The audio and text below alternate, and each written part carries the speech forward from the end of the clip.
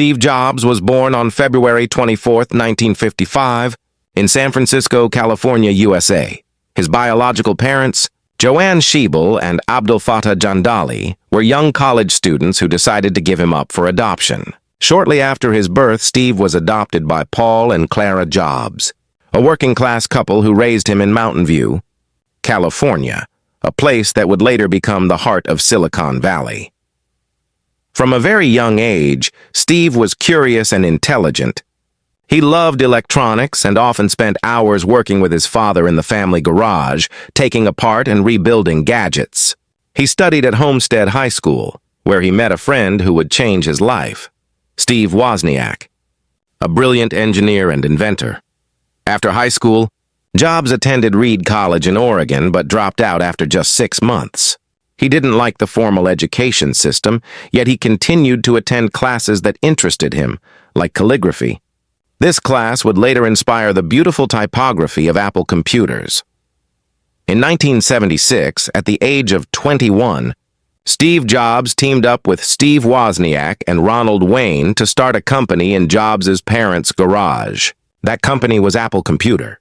They built their first computer, the Apple I, by hand and sold it to local computer stores. It was simple, but it was the beginning of something revolutionary.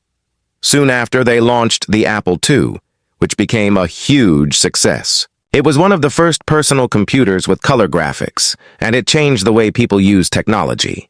By the age of 25, Steve Jobs was a millionaire. However, Jobs was not just a businessman, he was a visionary.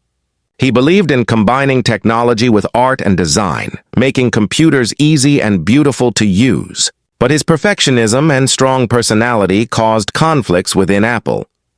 In 1985, after a power struggle, Steve Jobs was forced out of the company he had created.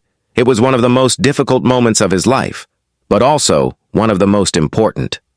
Jobs said later, "Getting fired from Apple was the best thing that could have ever happened to me."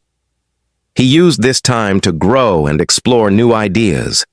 He started a new company called Next, which made powerful computers for businesses and universities. Around the same time, he bought a small computer animation studio from George Lucas. This studio would become Pixar Animation Studios. Pixar went on to create Toy Story, 1995, the first ever full-length computer animated movie, which became a global success.